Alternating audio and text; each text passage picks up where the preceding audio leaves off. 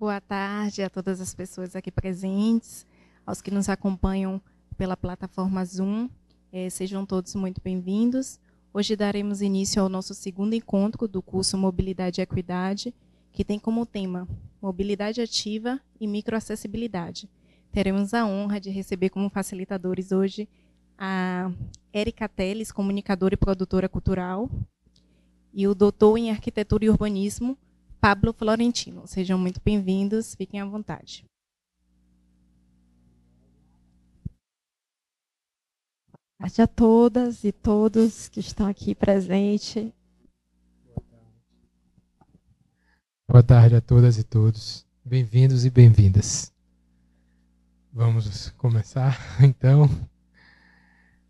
Primeiramente, eu queria agradecer a oportunidade à Defensoria Pública de estar compartilhando, né, esse conhecimento que a gente vem desenvolvendo lá no Observatório da Mobilidade e no Instituto Equicidades, tá? E a ideia hoje é falar sobre mobilidade ativa e microacessibilidade, tá? Então, faremos essa dobradinha aqui, Érica e Pablo, Pablo e Érica, e eu acho que a gente pode começar. Eu vou só rapidamente, acho que cabe também, Érica, acho que pode fazer isso. Eu sou professor do Instituto Federal da Bahia, aqui em Salvador, faço parte do Observatório da Mobilidade e também faço parte do coletivo Mobicidade, que é um coletivo ainda mais antigo, né, onde a nossa pauta da mobilidade ativa, especialmente por bicicleta, já vem acontecendo há algum tempo e a gente tem atuado, né, fazendo um advocacy, né, a favor da mobilidade ativa, da inclusão social nessa questão. Tá? Então, isso só para fazer um breve resumo assim, de como é que eu chego aqui, e isso me levou ao doutorado aí na arquitetura e no urbanismo. Tá? Também, assim como o Pablo, né, o meu caminho através da mobilidade é um caminho no qual a bicicleta, né, a mobilidade por bicicleta me traz até a esses estudos, né. Eu pedalo na cidade de Salvador desde 2010 e, por conta disso, acabei me envolvendo nas pautas de direito à cidade e numa busca, né, de uma mobilidade mais equitativa, né, que seja mais justa e democrática para todas as pessoas. Vou me autodescrever um pouco, porque eu acho que é importante, já que a gente está falando de acessibilidade, a gente não sabe se tem alguém que tenha baixa visão ou deficiência visual. Eu sou uma mulher de pele branca, cabelos curtos, estou vestindo, usando um óculos de aro vermelho e estou usando uma jaqueta branca com um vestido listrado, colorido. Hoje a gente vai falar sobre alguns tópicos importantes a respeito do pilar da mobilidade, né? Que é a mobilidade ativa e a acessibilidade. Então, a gente vai começar sobre acessibilidade universal, a gente vai trazer uma definição para que a gente possa falar sobre microacessibilidade e a sua importância para o planejamento da mobilidade no cotidiano, né, das cidades, das pessoas que estejam nas cidades. A definição da mobilidade ativa, mobilidade a pé, suas infraestruturas e a legislação ou falta dela vigente. Por favor, próximo. Mobilidade por bicicleta, também com as suas infraestruturas e a legislação vigente, políticas públicas e o diagnóstico. Próximo.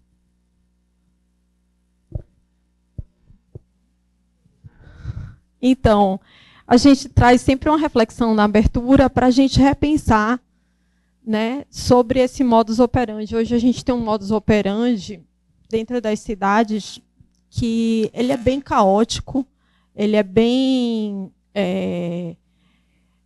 de uma forma pensada numa escala motor, não numa escala humana, né? O motor está acima dos humanos. E a gente vai demonstrar isso, né, como esse planejamento ao longo de décadas foi pensado durante a nossa tarde aqui de apresentação. Então, a gente traz esse pensamento meio disruptivo, mas necessário para repensar novas ideias e novos lugares, incluindo as cidades, do Ailton Krenak, né, que ele fala justamente sobre isso. Se é certo que o desenvolvimento de tecnologias eficazes nos permite viajar de um lugar para outro, que as comodidades tornaram fácil a nossa movimentação pelo planeta, também é certo que essas facilidades são acompanhadas por uma perda de sentido nos nossos deslocamentos. E se pudermos dar atenção a alguma visão que escape a essa cegueira que estamos vivendo no mundo todo, talvez ela possa abrir a nossa mente para alguma cooperação entre os povos, não para salvar os outros, mas para salvar a nós mesmos. E fica aí justamente essa provocação para a gente pensar se o carro está ao nosso serviço ou nós estamos a serviço do carro, né? Porque a gente vai construir justamente essa analogia hoje aqui ao longo da tarde.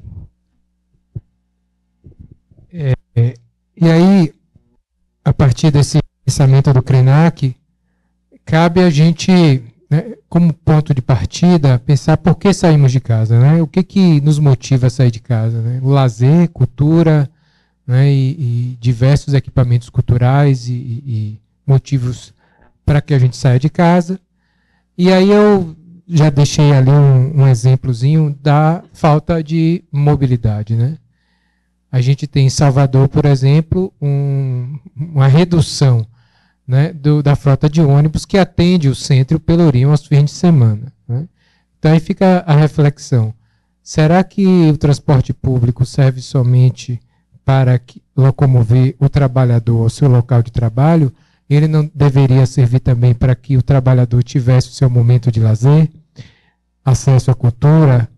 Então, é um dos, né, motivos pelos quais saímos de casa, mas que a mobilidade precisa estar presente, né, e disponível, né, para que a gente consiga isso. A gente sai de casa também para acessar os equipamentos de saúde, né? Tem a questão de como acessar isso, de como ter informação sobre isso, os mapas dos postos de saúde, tudo isso tem a ver com a mobilidade. E aí eu cito o exemplo de Porto Alegre, que em épocas de campanha de vacinação, Porto Alegre tem passe livre nos ônibus, né? É uma forma de você garantir a mobilidade para que o cidadão consiga usufruir, né, desse serviço público que é a vacinação. Então, a saúde também depende da mobilidade, né? A gente sai de casa para realizar atividades físicas, né? Tudo isso que nos motiva em relação também com a saúde direta. O próximo, por favor. A gente sai de casa para a educação, né? Hoje, de alguma forma, a gente está aqui, né, um processo de aperfeiçoamento, a educação também, creches, escolas, faculdades, universidades. E aí, só como um exemplo, no Rio de Janeiro, a gente tem um passe livre estudantil, né? Então, no Rio de Janeiro, nenhum estudante, nenhum aluno precisa pagar um ônibus, né, para conseguir acessar o direito à educação. Então, quando a gente está falando de mobilidade, de acessibilidade, a gente está falando também disso. A gente sai de casa por isso que nos motiva, educação, e é triste quando a gente vê, e eu como professor já tenho aí 20 anos ensinando, já ter presenciado alunos que tiveram que escolher entre comer ou pagar o ônibus para ir estudar, né? Então, é outra questão, né? A gente sai de casa para trabalhar e a gente tem gente nas cidades, regiões que concentram a oferta de postos de trabalho, tá? Então, é outra questão. Como é que a gente provê acessibilidade e mobilidade, né, para o trabalhador? A gente sai de casa para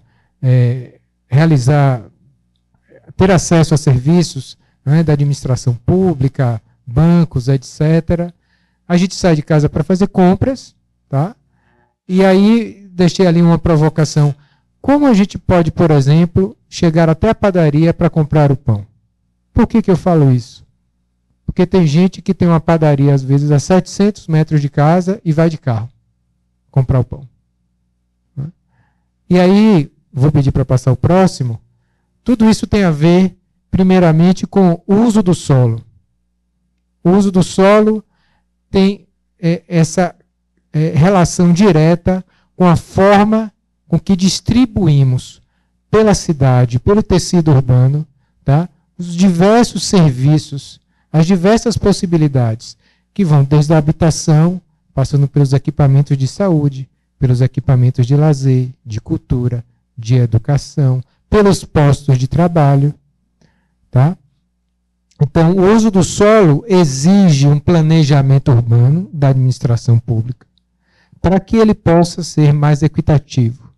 E quando ele consegue ser mais equitativo, eu consigo reduzir, né, o tamanho das viagens, consigo garantir que as viagens sejam menores e que muitas vezes eu nem precise, às vezes, pegar um transporte público.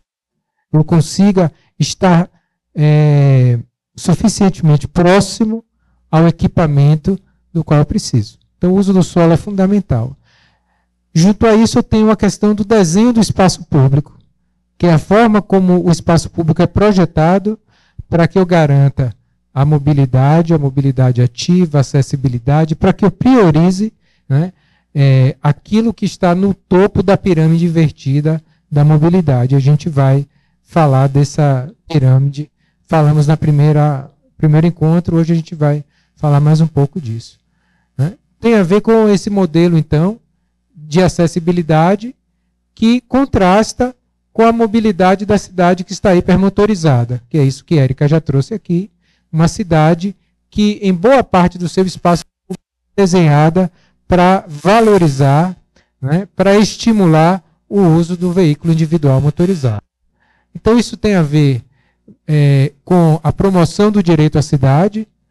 É um conceito trazido por Henri Lefebvre, né, a questão de você garantir que o cidadão possa usufruir daquilo que a cidade tem a oferecer, né, na sua plenitude.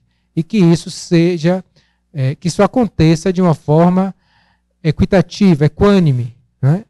Eu não quero que, para uns, isso possa acontecer em 10 minutos e para outros isso leve 2 horas.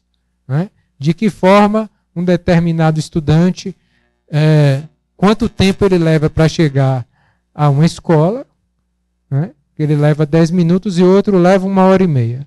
Então eu tenho aí uma disparidade muito grande na forma como ele goza desse direito à cidade. E, por fim, a legislação que vai regir a arquitetura e a questão urbanística da cidade. Né? Então, a mobilidade passa necessariamente por essas questões. Próximo, por favor. Bom, eu vim aqui falar um pouco sobre isso, mas tenho que reconhecer, não é muito a minha praia. Vim falar sobre isso porque a pessoa que iria estar fazendo essa fala aqui, ela vai estar na próxima aula, ela não tinha como vir hoje. E como um dos temas era microacessibilidade, e a gente não tem como falar sobre microacessibilidade sem falar sobre acessibilidade universal. Logo, estou trazendo aí os conceitos de acessibilidade universal, né, porque a minha praia seria falar um pouco melhor sobre microacessibilidade, mas vamos lá. Esse conceito, né, ele traz a criação de ambientes, produtos e serviços que podem ser utilizados por todas as pessoas, independentemente de suas habilidades físicas, sensoriais, cognitivas ou de qualquer outra natureza. O objetivo é garantir que todos tenham as mesmas oportunidades de acesso e uso, promovendo a inclusão e igualdade. Oi? Obrigada. Então, a gente tem alguns tipos de acessibilidade, né?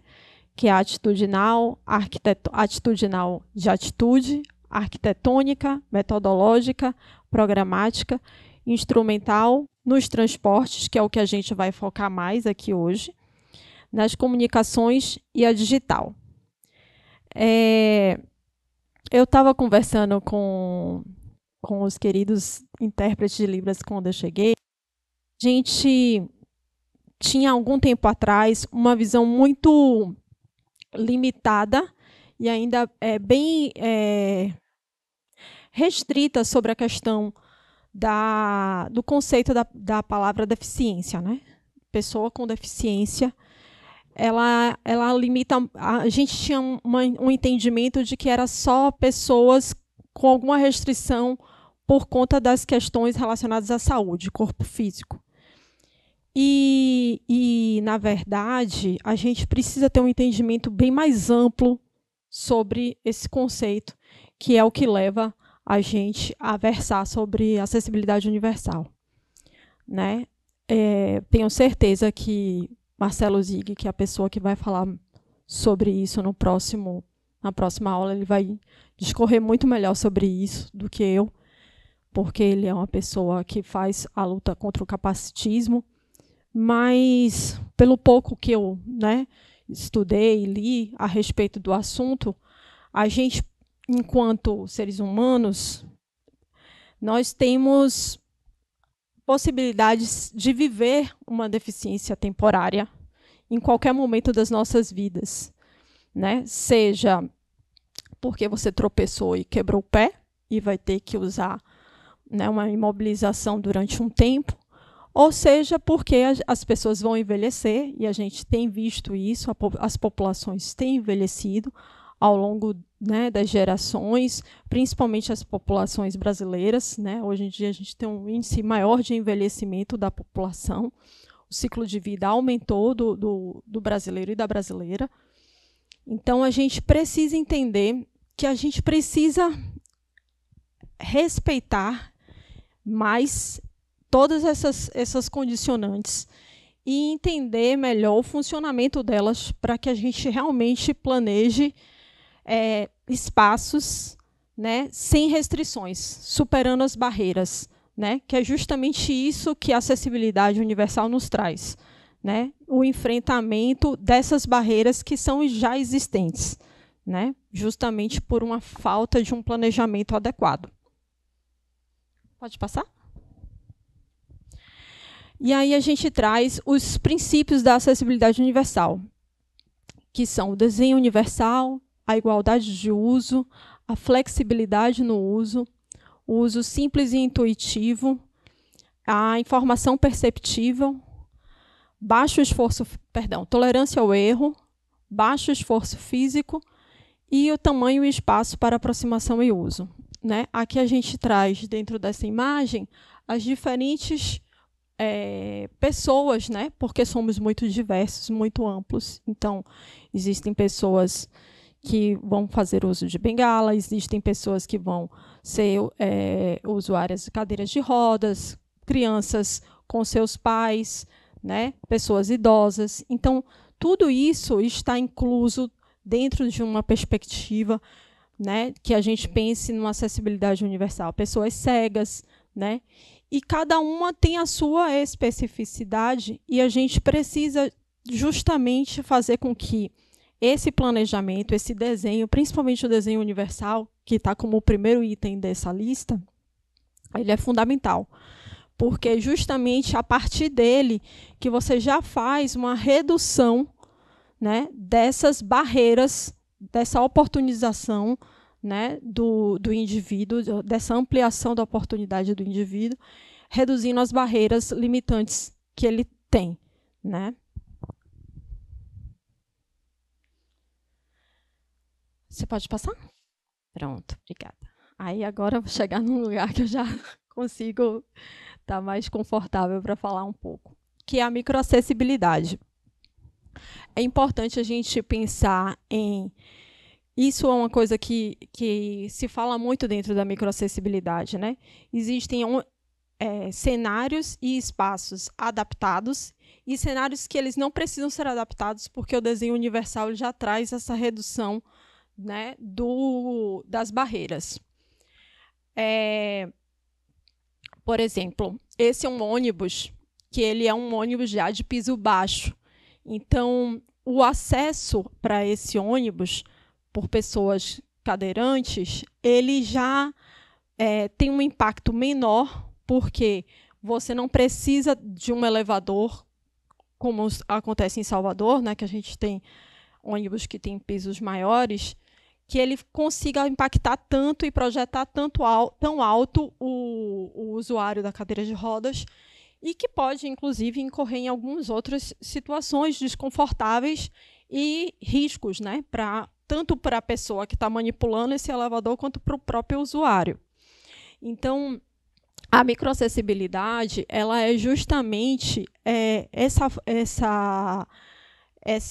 ferramenta que vai dar a oportunização do espaço para que o usuário consiga, de uma forma tranquila, com baixo esforço físico, né, de uma forma que respeite a sua condição, transitar de forma integral e sem muitos auxílios, né, de preferência, que ele não precise tanto de apoios para poder estar se deslocando, né?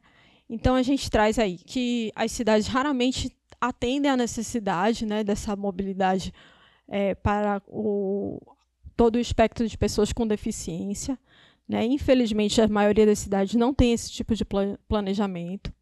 O termo acessibilidade descreve o grau em que um ambiente, serviço ou produto permite que as pessoas cheguem ao seu destino, especialmente pessoas com deficiência ou pessoas com mobilidade reduzida, que são mulheres grávidas, mulheres que estão com seus filhos pequenos, né? Pessoas idosas, que já podem ter uma redução na sua velocidade de deslocamento. Então, essas pessoas elas entram nessa categoria de pessoas de mobilidade reduzida e que precisam ter também a mesma atenção das pessoas com deficiência, porque também se deslocam num outro nível, né, de velocidade e tem condicionantes também muito específicas. Pode passar? Aqui a gente tem essa foto, né, que traz um piso tátil, que é justamente uma das formas da gente estar dando acessibilidade às pessoas com deficiência visual, né? Porque o piso tátil ele vai justamente sinalizar qual é o fluxo contínuo e o momento das transições, das travessias, né? Dos obstáculos. Então, dentro da microacessibilidade, a gente traz o conceito da viagem completa, que é esse que está dito aí no slide.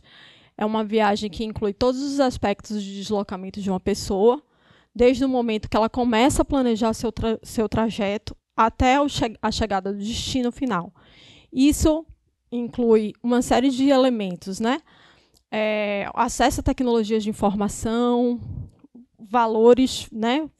A questão da acessibilidade financeira, que também é um ponto que Paulo trouxe muito, porque, às vezes, infelizmente, essa condição não é para todos, né? Às vezes as pessoas precisam ter um investimento um pouco maior, financeiramente falando, para ter um transporte, um meio de deslocamento mais confortável, principalmente quando a gente fala de pessoas que têm restrições, né, de mobilidade. Então, as pessoas que são cadeirantes, elas às vezes optam em fazer uso de táxis adaptados, que tem um custo muito mais elevado do que um transporte público, por exemplo. Então, e nem todo mundo tem condição de fazer esse tipo de investimento. Então, a gente já entra também nesse elemento de barreiras, que seriam as barreiras econômicas, né? E aí ele fala também que cada viagem completa ela soma duas partes, né? E a verdadeira acessibilidade garante justamente que essas partes elas sejam equitativas, né? Para que ela se transforme efetivamente numa viagem completa para essa pessoa Então, o tempo de espera, a questão financeira do acesso, o planejamento de como ela vai fazer aquele percurso, né? Se o retorno também, né? Não só o trecho de ida, mas o trecho de volta. Então, se vai existir alguma interrupção, né? Então, isso é muito importante, né? A gente pensar que, às vezes, isso é uma coisa tão simples do nosso dia a dia. Não, vou pegar a mochila aqui, vou sair, vou ali, trabalhar 8 horas e voltar para casa. E você já sabe o ônibus que você vai pegar, se você vai fazer uma integração com o metrô, você precisa ir caminhando até a estação e tal. Mas isso, às vezes, pode ser um grande desafio para pessoas, né, que tenham justamente algum tipo de deficiência ou pessoas que precisem dessa acessibilidade, né, universal. Pode passar. Bom, aqui a gente traz um mapinha do planejamento, transporte e mobilidade para pessoas com deficiência. Uso de animais ou dispositivos auxiliares, né? Poucos são as cidades que têm uma legislação que permite o uso de cão-guias, e isso é uma coisa que é realmente excludente, né? Então, a gente precisa que, em aspectos municipais, isso seja respeitado e possível para as pessoas que façam uso desse tipo de ferramenta.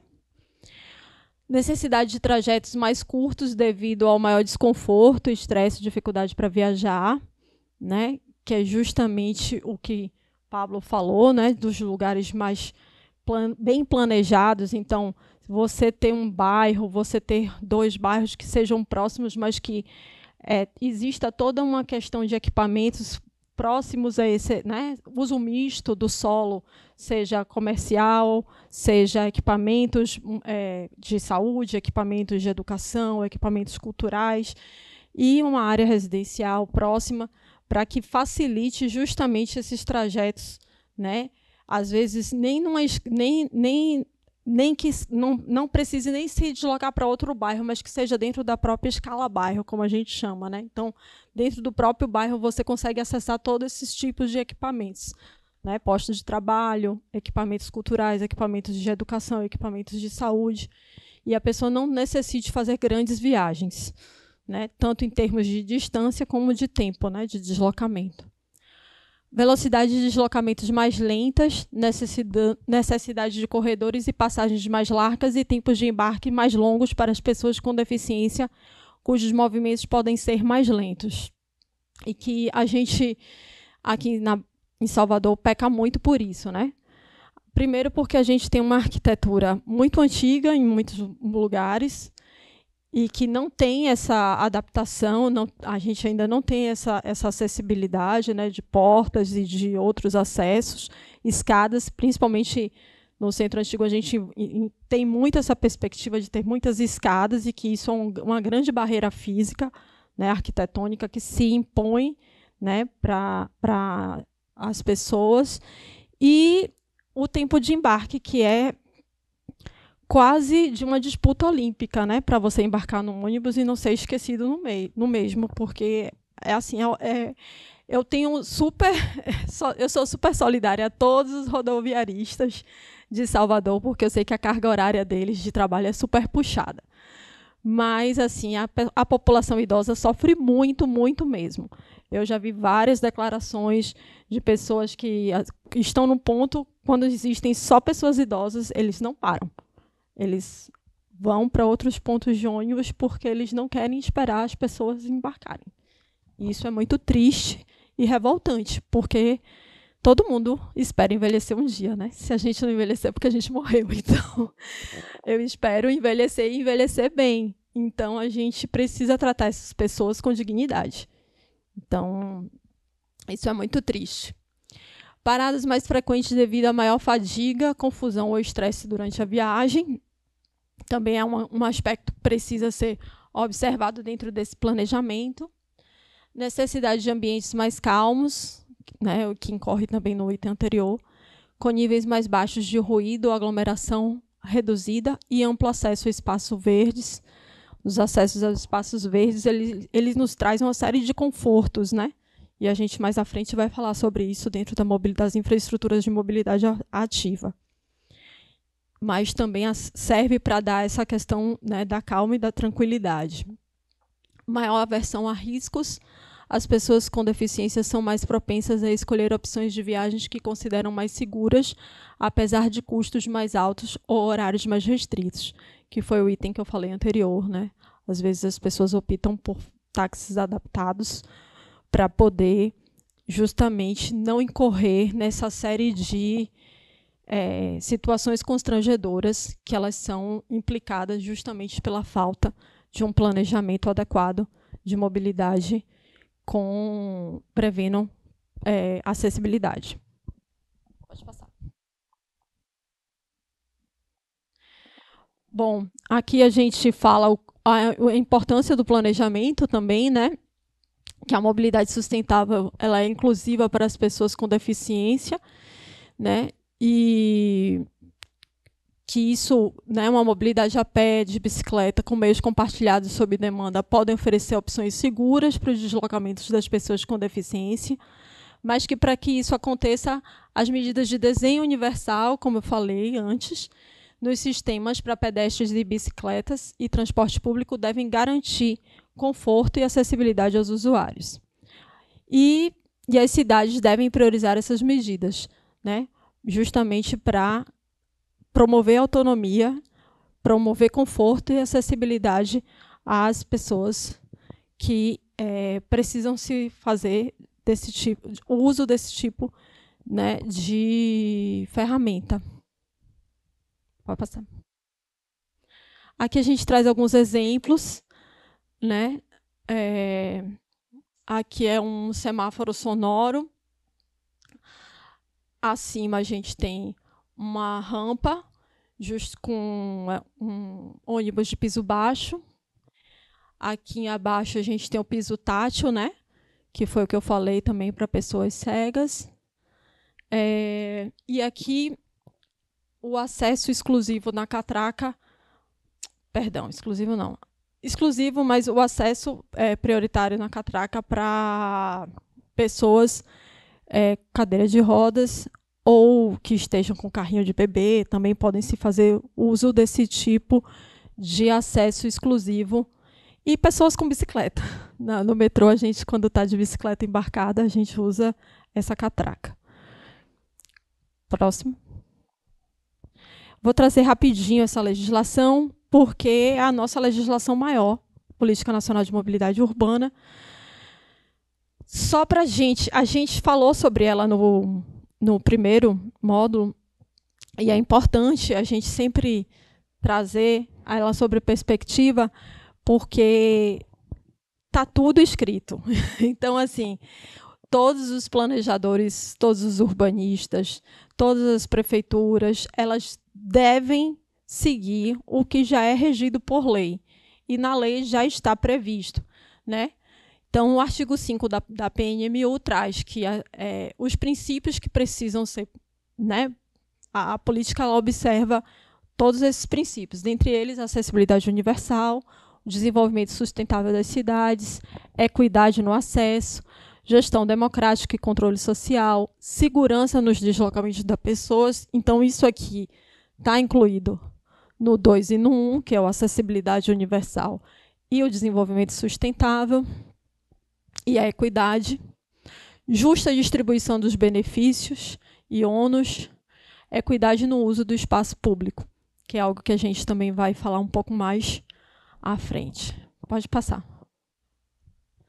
E no 6º, do próprio PNMU, a gente fala também, ele traz as diretrizes, né? A integração da política de desenvolvimento urbano, integração com a política, de desenvolvimento urbano. Então, as políticas de habitação, mobilidade, elas precisam estar integradas, elas precisam ser convergentes, né, e não conflitantes. Só que não é isso que na letra fria, na real, a gente vê, né? Na realidade, da forma como as cidades são organizadas, praticamente elas não se conversam, ou quando se conversam é muito pouco, infelizmente.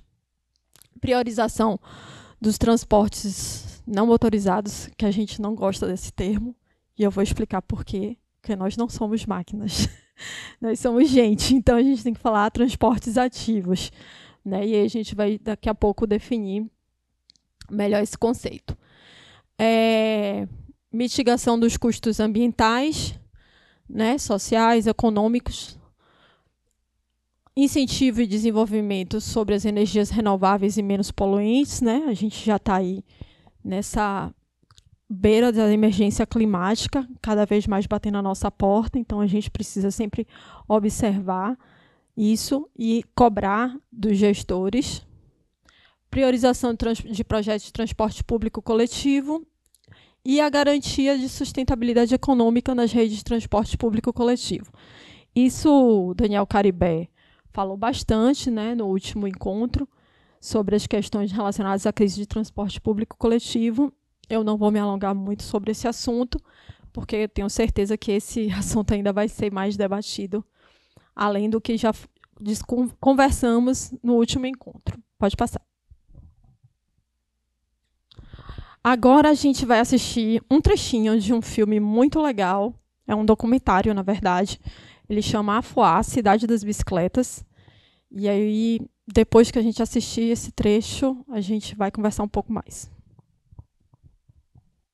Chegamos na cidade de Afuá, que tem uma coisa muito legal. Aqui não tem motor, não tem moto, não tem carro. É tudo na base da mobilidade ativa. O que significa isso? Pedal e caminhada. Vamos nessa.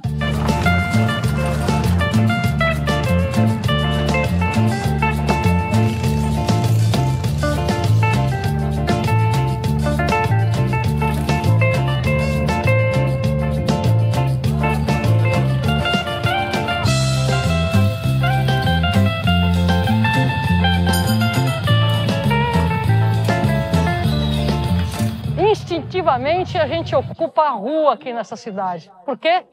Porque ninguém vai me atropelar.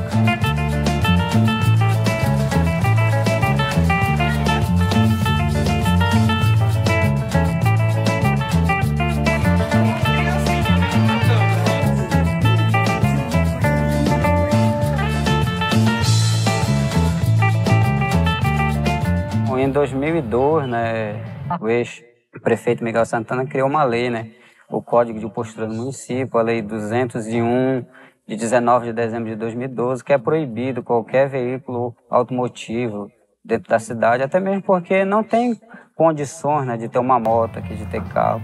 Ele versa a poluição, o cuidado com as pessoas, o pedestre, e o peso da infraestrutura das ruas que são feitas de palafitas. 75% da população residente na sede possui uma bicicleta.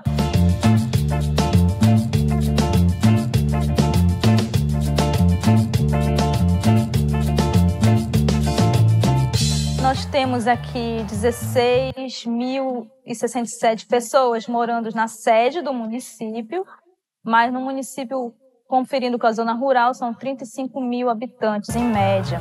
Tu vê que não tem como tu ter meio de transporte motorizado, porque é uma cidade com ruas estreitas, apesar do nosso trânsito ser meio louco, né, que a gente não tem sinal nem nada, não acontece muito acidente aqui não. É difícil uma bicicleta bater na outra.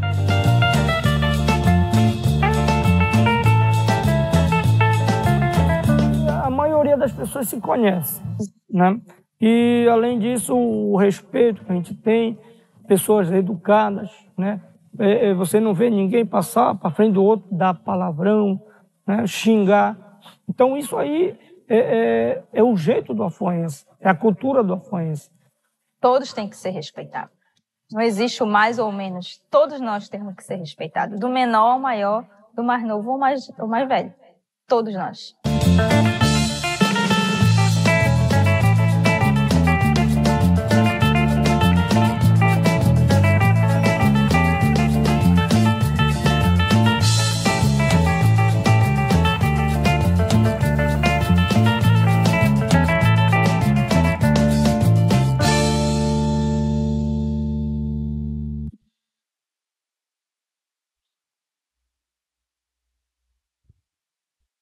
Pode passar o próximo slide, por favor.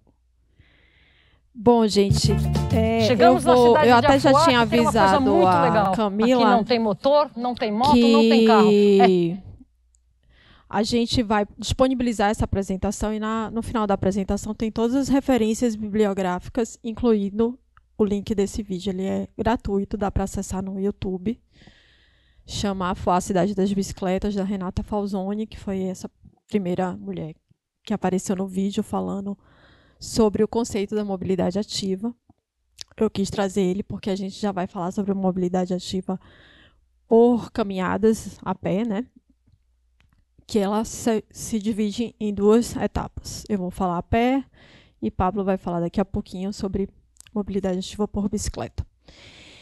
Então, a mobilidade não é não motorizada, justamente porque eu já tinha falado, né, um pouquinho lá atrás, que a gente não é uma máquina, né, e que a gente justamente precisa sair desse pensamento da escala motor para ir para a escala humana. E na escala humana, a gente tem deslocamentos ativos, né? A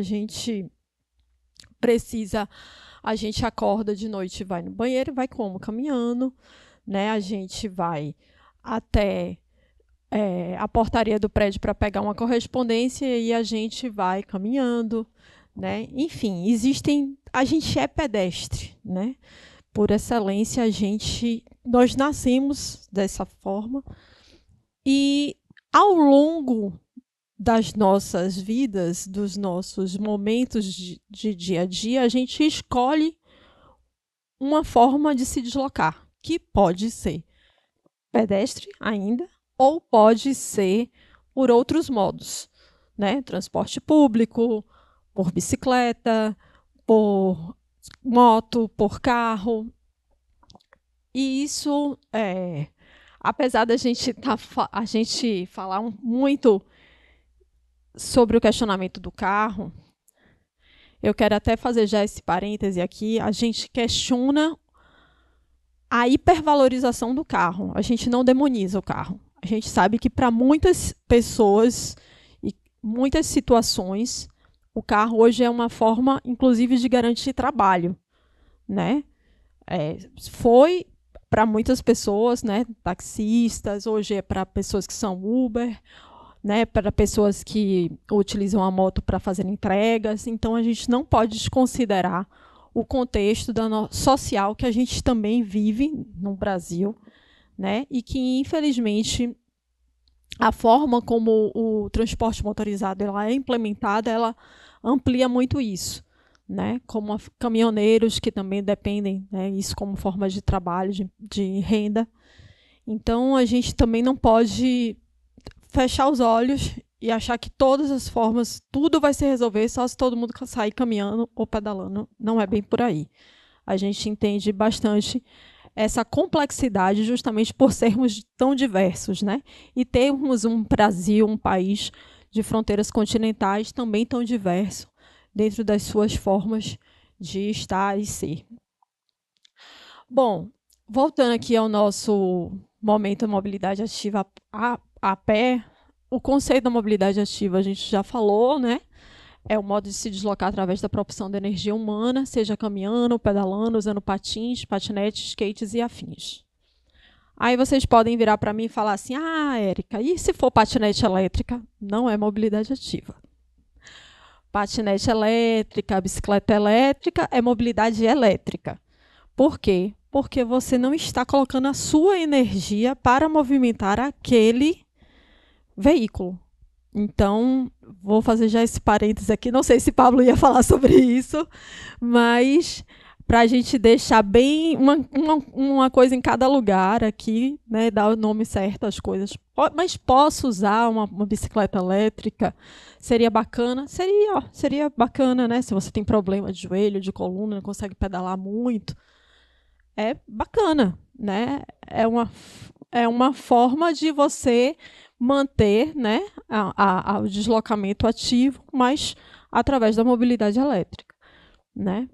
E aí Pablo vai discorrer mais sobre isso no momento que ele for falar de mobilidade ativa por bicicleta. A gente traz alguns índices da caminhabilidade que são importantes serem observados, segurança pública, que é através da iluminação e o fluxo de pedestres diurno e noturno, segurança viária, que é a tipologia das ruas e as travessias. Eu faço uma ressalva bem grande sobre esse item travessias, porque esse é o grande monstro, esse é o grande problema de pedestres e ciclistas. É normalmente nesse lugar onde a maioria das pessoas são atropeladas.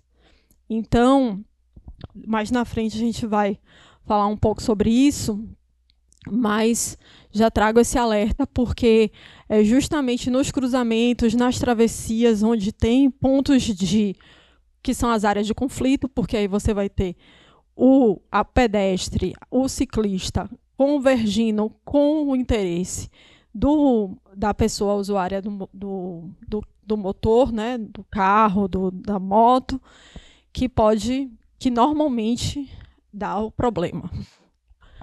Haja vista onde o maior índice desses atropelamentos acontecerem nesses lugares.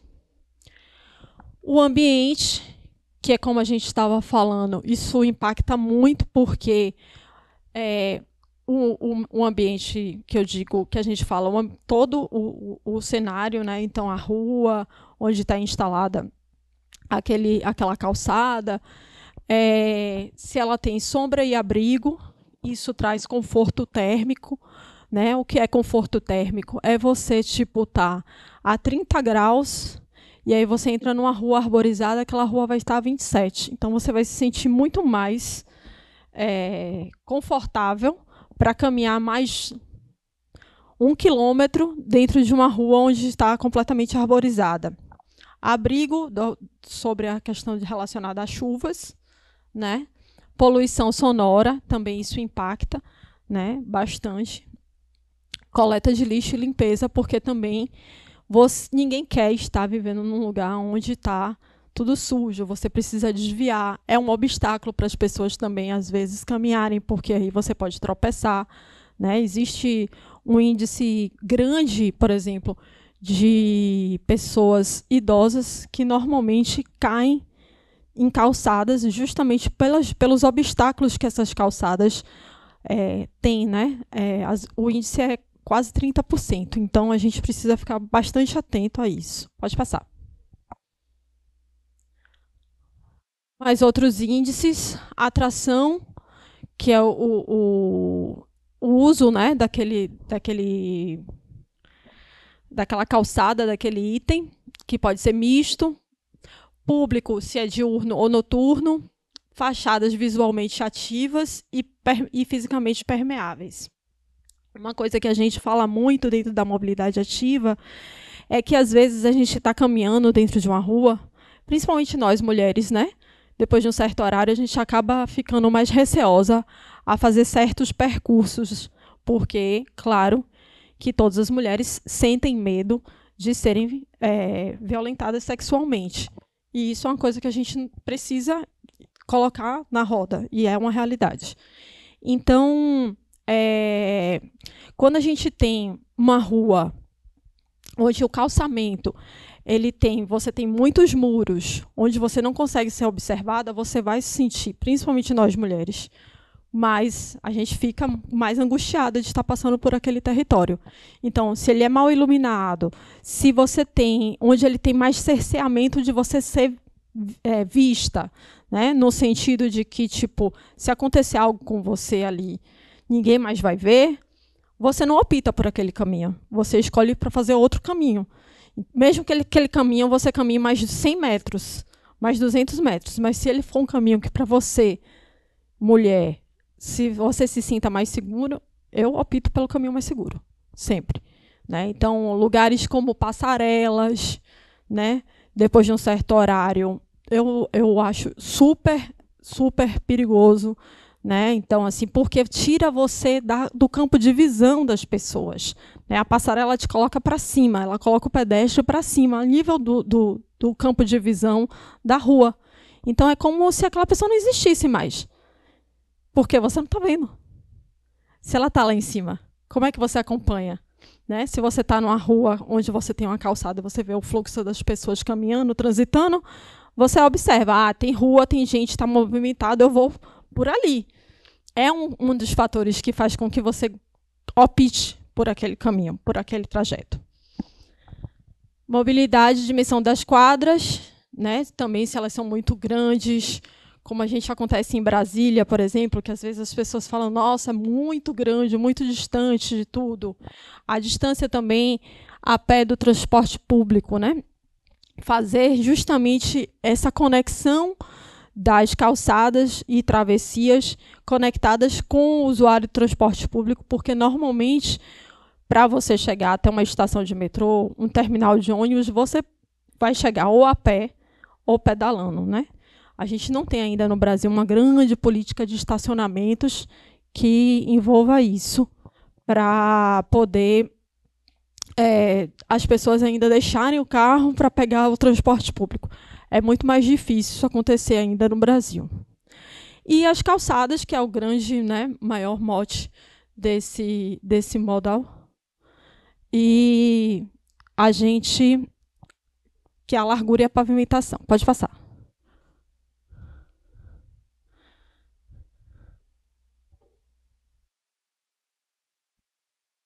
A criança fica muito mais responsável e muito mais virada, posso dizer assim, é uma palavra meio popular, onde ela sabe que ela tem que sair da casa dela, pegar a bicicletinha dela e ir para a escola, botou a bicicletinha no cadeado, acabou a aula, ela pega a bicicletinha dela e volta para casa. Não ter a paranoia, né, de um carro atropelar o teu filho é sensacional.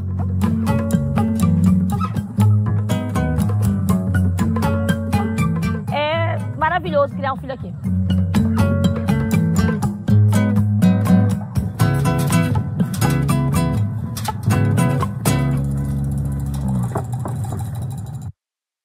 Eu trouxe esse trecho para a gente falar sobre autonomia, né? A criança fica o que muito mais é o exemplo que ela traz, justamente de como isso é fomentado nas crianças, né, em idade escolar.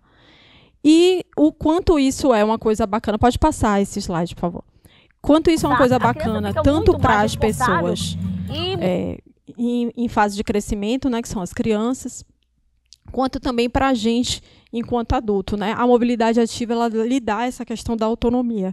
O que, por um lado, é maravilhoso, porque a gente sabe que a gente não depende de ninguém, a gente, eu quero ir ali, eu vou caminhando, vou pedalando, não importa se o ônibus vai passar daqui a 20 minutos ou meia hora, eu faço o meu trajeto, eu faço o meu tempo, né? Mas, ao mesmo tempo, o grande contra da autonomia é a mobilidade ativa compulsória, que é uma coisa que a gente vai mostrar daqui a pouquinho com os dados.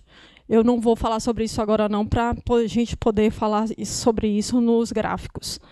A parte da legislação é algo que eu tinha falado também há um pouco lá atrás, no começo da apresentação, que, infelizmente, a mobilidade ativa a pé, ela é rendida pelo município ao dono do lote. Né? Infelizmente, a maior parte da mobilidade ativa, que é as calçadas, o município repassa essa responsabilidade ao dono, ao proprietário da casa, do prédio, enfim, daquele espaço. E não faz uma grande supervisão. Você tem poucos projetos de supervisão sobre isso, né? Salvador tem um projeto que chama, se eu não me engano, Minha Calçada, mas ele é um projeto muito aquém do que realmente ele poderia ser, porque não existe uma grande fiscalização. Por exemplo, a implementação de linhas guias do piso tátil, né? que é uma observação que precisa ser implementada, né, pela legislação atual vigente. E isso não acontece muito, né? Você não existe como se fazer esse dimensionamento. E a gente sempre questiona. O metro quadrado da calçada, ele é muito mais barato do que o metro quadrado do asfalto. E o município não abraça a questão da calçada, né? Você tem poucos lugares, como é o caso de São Paulo, que tem o Estatuto do Pedestre, e que faz com que isso seja uma possibilidade de fiscalização, né, e de cobrança do município para que ele interaja mais dentro desse espaço. Né? Pode passar.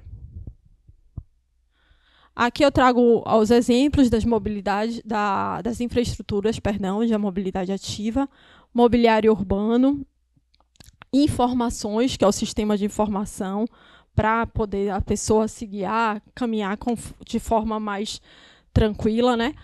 Note que o mobiliário urbano, ele é um mobiliário urbano, nesse exemplo aqui, que ele não é hostil, que ele fomenta realmente a utilização e a permanência das pessoas nesse espaço.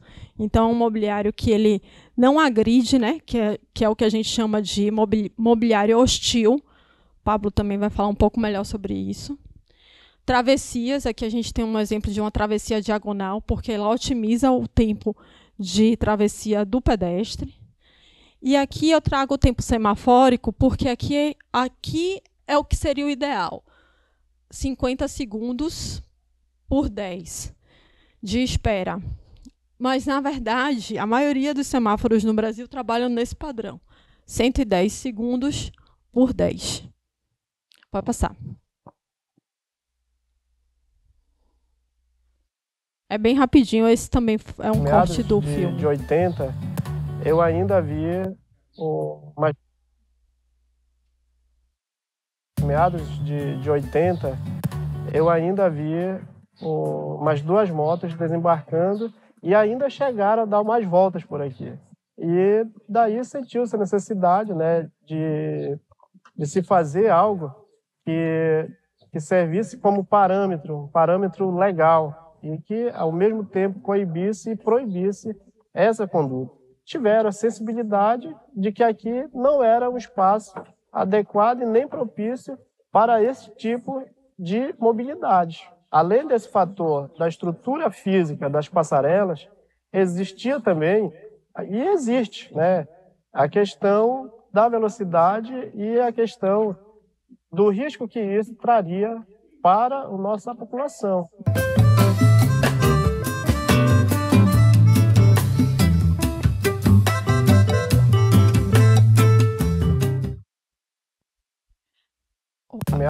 Então, 80, pode passar. Afuá é uma cidade situada na ilha de Marajó, no Pará. E ela é uma cidade que traz todas essas questões, né, porque ela foi construída em cima de palafitas. Então, como o secretário deles fala num dos vídeos, foi proibido por conta disso, em primeiro lugar, e depois eles se acostumaram com toda essa questão de não ter veículos motorizados e só adotar a mobilidade ativa para deslocamento interno na cidade. E por barco, né? Porque você chega lá de barco. Aqui eu trago tem também o link desse estudo, é um estudo do IPEA, que foi lançado recentemente. A mobilidade ativa tem raça, gênero e renda nas cidades brasileiras. Justamente para falar um pouco sobre mobilidade compulsória. Infelizmente, a maior parte das pessoas que se deslocam ativamente no Brasil, nas cidades, nas grandes cidades, nas regiões metropolitanas, são pessoas negras, mulheres e pessoas de baixa renda. Então, a gente para entender que a questão de se andar ou pedalar no Brasil, ela está muito condicionada a uma perspectiva de acesso, de oportunidade, né? De que as pessoas, às vezes, elas não têm o dinheiro do transporte público e elas precisam efetivamente fazer os seus trajetos. Então, por conta da autonomia, que eu falei há poucos instantes atrás, é a forma como ela pode ir até um lugar X que ela precisa, né, o destino, fazer aquela viagem, sem necessariamente fazer uso do transporte coletivo e pagar R$ 4,40, R$ 5,20, a depender de cada lugar, pelo trajeto do transporte coletivo. Então, infelizmente, esses dados que trazem aqui, e vocês vão receber essa apresentação e vão poder constatar isso, é uma situação bem triste, né? Porque a gente poderia estar pensando que a mobilidade ativa estaria sendo adotada porque as pessoas querem ser mais saudáveis, porque as pessoas querem realmente não poluir tanto o meio ambiente, mas infelizmente elas fazem isso por necessidade, né? Pode passar. Aqui também falando sobre a questão da renda, pode passar. E aqui, infelizmente, é algo que também provavelmente o Pablo vai falar agora, que esse eu acho que, se eu não me engano, é o meu último slide, sobre, dentro dessa mobilidade ativa, desses deslocamentos ativos, o índice de ocorrências de atropelamentos, né, das pessoas que sofrem colisões.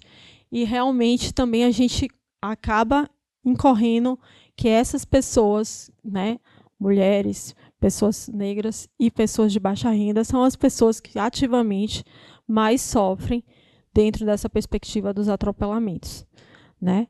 Então, é isso que eu queria deixar nesse primeiro momento e vou passar agora provavelmente para Pablo. Pode passar. É isso. Então, gente, dando continuidade aqui e agradecendo a Érica que já adiantou uma série de aspectos aí, né? A mobilidade ativa por bicicleta tem a ver com essa capacidade da gente poder se locomover dentro da cidade a partir de veículos que não sejam motorizados, conhecidos como bicicletas, e aí a gente tem uma série de variações, né, os triciclos, as bicicletas elétricas de pedal assistido, nas quais você tem que pedalar para poder, ela te dá uma propulsão assistida, né, para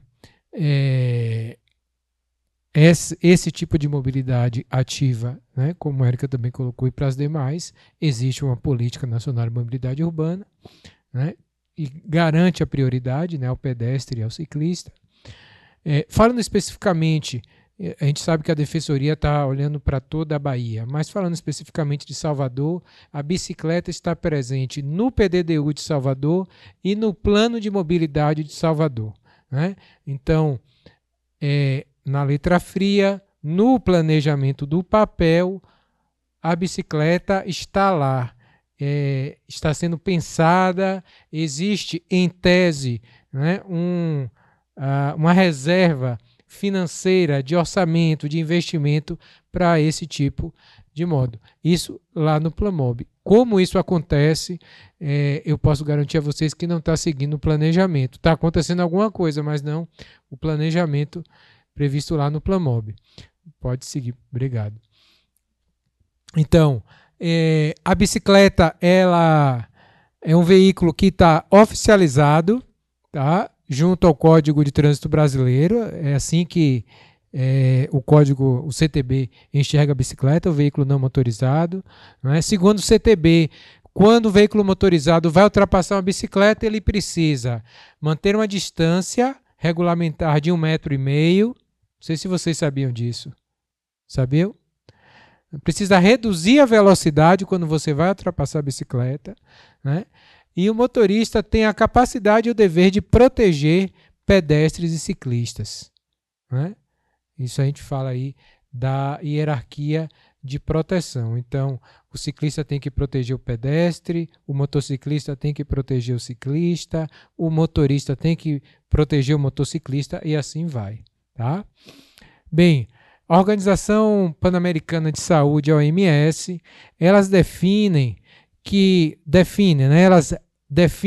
recomendando, né, e entendem que para a saúde das cidades, né, para a saúde coletiva, do meio urbano, do tecido social, a velocidade máxima de motorizados deve ser de até 50 km por hora. Isso é fundamental para a gente falar de mobilidade ativa. Se a gente não pensa em velocidade máxima dos carros, em adequação da velocidade, a gente não consegue falar de ampliação da mobilidade ativa. Porque essa é a grande questão, como a Érica já bem colocou aqui, adorei a palavra que ela usou, o monstro, né, a travessia, porque tem a ver com velocidade e todos os aspectos envolvidos, tá? Então, a gente não está inventando nada, a gente está trazendo o que os órgãos internacionais indicam, tá? Mas como vai ficar a vida nas cidades? A vida nas cidades vai ficar mais saudável. Vai ser bem mais interessante, né, uma cidade que tenha esse tipo de respeito à vida humana, porque esse tipo de velocidade é uma velocidade mais compatível com a vida humana. Né? Por que eu estou dizendo isso? Porque a gente está na frente de uma grande avenida chamada Paralela, com uma velocidade de 80 km por hora. Um corpo humano, né, se sofrer uma colisão com um veículo motorizado a 80 km por hora, se sobreviver, vai sobreviver com sequelas. A possibilidade de sobrevivência num choque de 80 km por hora é menor de 10 ou 5%. Menor que 5%. Obrigado, Érica. Então, 5% de sobrevivência é a chance, com certeza, com sequelas. Né? Se eu for para 70 km por hora, a possibilidade de sobreviver é de 15%, com certeza com sequelas. Né? Ou seja, ou você morre ou você leva sequelas. E eu estou falando de 70 km por hora. Quais são as avenidas de Salvador que têm essa velocidade? Avenida Garibaldi, Orla de Salvador, né? E por aí vai. Dorival Caymmi, tá? Então eu estou falando de velocidades incompatíveis com a vida. Próximo, por favor, eu vou falar mais sobre isso. Então aqui a gente tem a nossa pirâmide invertida, onde a gente tem a mobilidade ativa, né, como a prioridade de tudo, os pedestres, depois os ciclos, né, triciclos e por aí vai, aquilo que é usado como serviço, aí depois vem a mobilidade coletiva, né, o transporte coletivo, por último o veículo particular. Tá? Então a gente tem que inverter. O nosso Plano Nacional de Mobilidade Urbana já prevê isso, só que a gente não consegue ver isso na prática, dentro das cidades brasileiras. O próximo, por favor. Então, o Código de Trânsito Brasileiro também diz o seguinte, né, que o condutor ele precisa ceder passagem a pedestres e ciclistas em conversões, bicicletas têm preferência sobre veículos automotores, ameaçar o ciclista ou pedestre com o carro é uma infração gravíssima. Eu, como usuário da bicicleta, tá, eu sonho um dia em que tem uma entrada à direita no meu caminho e eu possa passar reto por essa entrada sem me preocupar se vem algum carro para me colidir na lateral. Esse é um dos meus maiores medos. Eu, como usuário da bicicleta, eu acho que já vai bater umas 2 décadas aí, eu não tenho muito medo do carro que está atrás de mim. Geralmente não vai ter nada, mas a lateral é a grande questão. Né? E o Código Brasileiro de Trânsito, ele tenta tratar desses aspectos. Infelizmente, isso ainda não está internalizado, né, pelo condutor médio no Brasil. Né? A gente não vê isso nas provas do Detran, a gente não vê isso nas escolas, né, de condutores. Né? A gente precisava ter nas provas do Detran duas questões que tratassem, né, que abordassem essa questão. Próximo, por favor. Então, a gente precisa de adequação de velocidade, né, para que ela seja compatível com a vida humana, tá? Para que a gente tenha cidades mais saudáveis. E eu vou falar aqui rapidinho, antes que eu esqueça de falar disso, né, adequação de velocidade. A gente tem um dado muito importante de São Paulo, quando, na gestão do Haddad, houve uma redução para 50 km por hora das marginais. Nessa época, o número de internamentos diários, né, caiu para menos 60 internamentos por dia. Ou seja, com a redução da velocidade das marginais, eu consegui liberar por dia 60 leitos do sistema de saúde da cidade de São Paulo. 60 leitos. 60 leitos, gente, eu construí um hospital sem levantar um tijolo. Eu liberei 60 leitos do sistema de saúde de São Paulo, reduzindo a velocidade. Então, a adequação da velocidade tem um impacto coletivo gigantesco na vida da saúde coletiva da cidade. Tá? A gente precisa, para falar de mobilidade por bicicleta, de uma infraestrutura apropriada. Tá? Todos esses itens aqui, que eu trouxe algumas imagens, a gente vai falar, mas pensar isso aqui na linha de destino. Qual é a minha linha de destino? Qual é a minha linha de desejo? Né? Ontem eu precisei usar a ciclovia ali do novo BRT, que vem ali na Lucaia, vai para a CM, né? E a minha linha de desejo não estava no canteiro central do BRT. A minha linha de desejo estava ali fora. E para que eu conseguisse acessar essa ciclovia e depois para que eu conseguisse sair dessa ciclovia para chegar ao meu destino, eu passei por muito trabalho. Por quê? Porque ela não foi planejada pensando no ciclista. Ela foi planejada pensando na comodidade, na fluidez dos carros.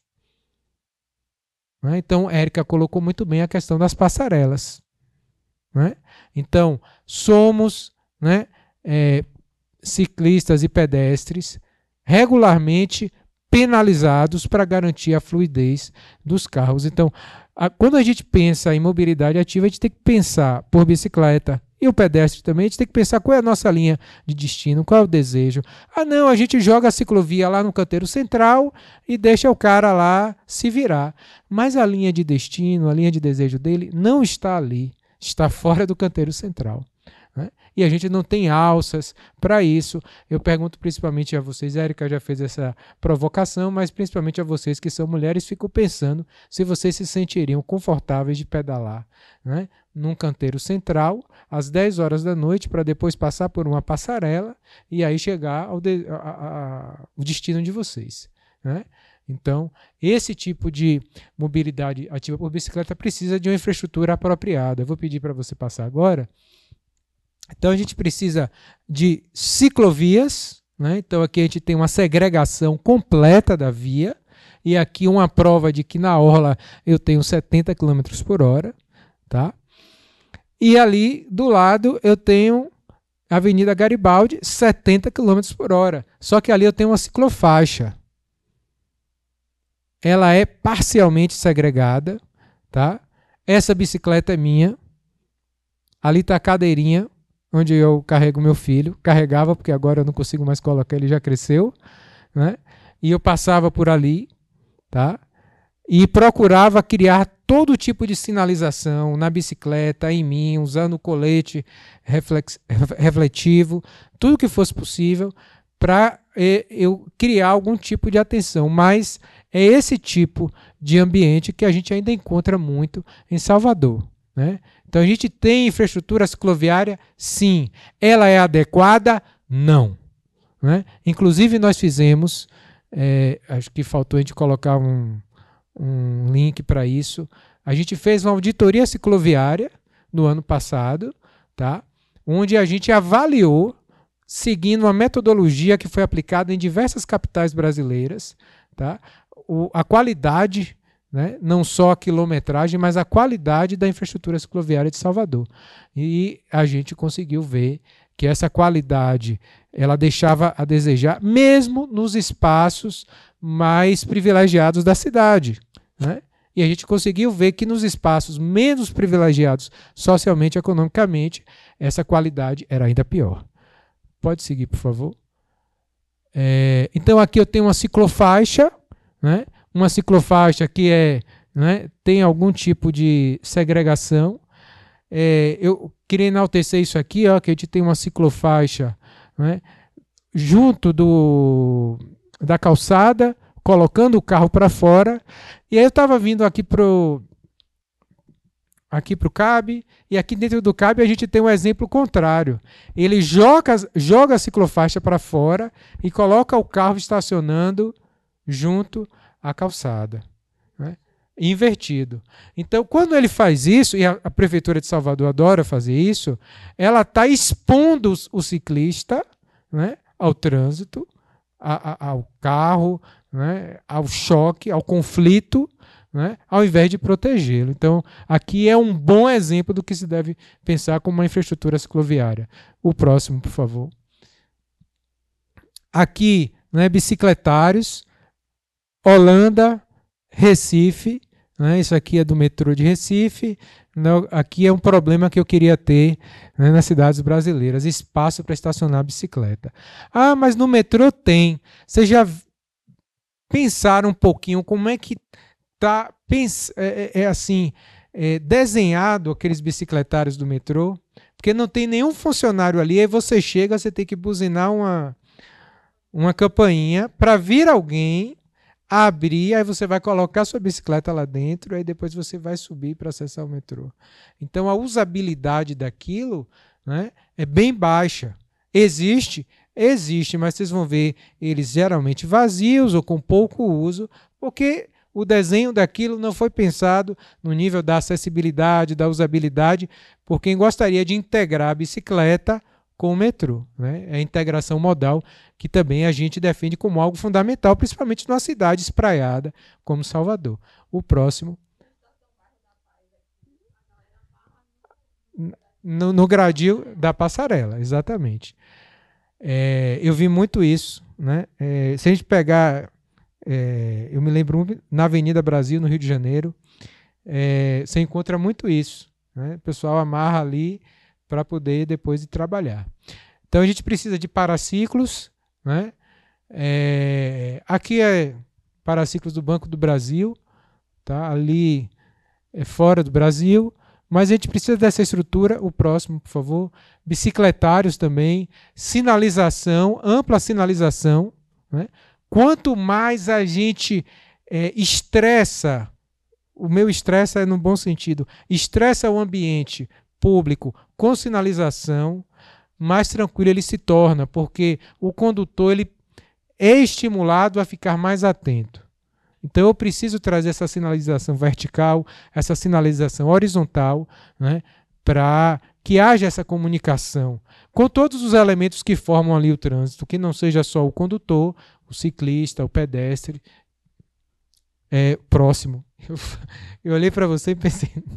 Desculpa. Então, esse tipo de desenho urbano, onde a gente cria elementos que ajudam a reduzir a velocidade, né? Então o condutor ele se torna mais atento, esses elementos acabam protegendo o ciclista, o pedestre, né? As faixas. Né? A gente estava falando muito, Érica falava muito de acessibilidade, ali tem um exemplo da rampa, o rebaixamento garantindo acessibilidade para o cadeirante. E aí eu deixo a provocação para todos que estão aqui, que estão assistindo. Observem quando vocês vão atravessar uma rua, se existe a calçada rebaixada para o cadeirante. Porque isso é repetitivo em Salvador. Você encontrar travessias onde não existe essa calçada rebaixada para o cadeirante.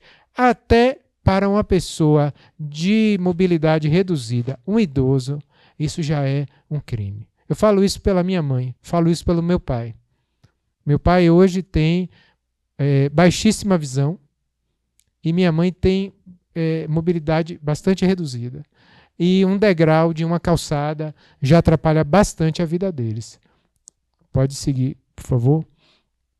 Então aqui um exemplo de uma ciclovia que eu gostaria de ver em Salvador, espaçosa, garantida, segregada das pistas, segregada dos carros, tá?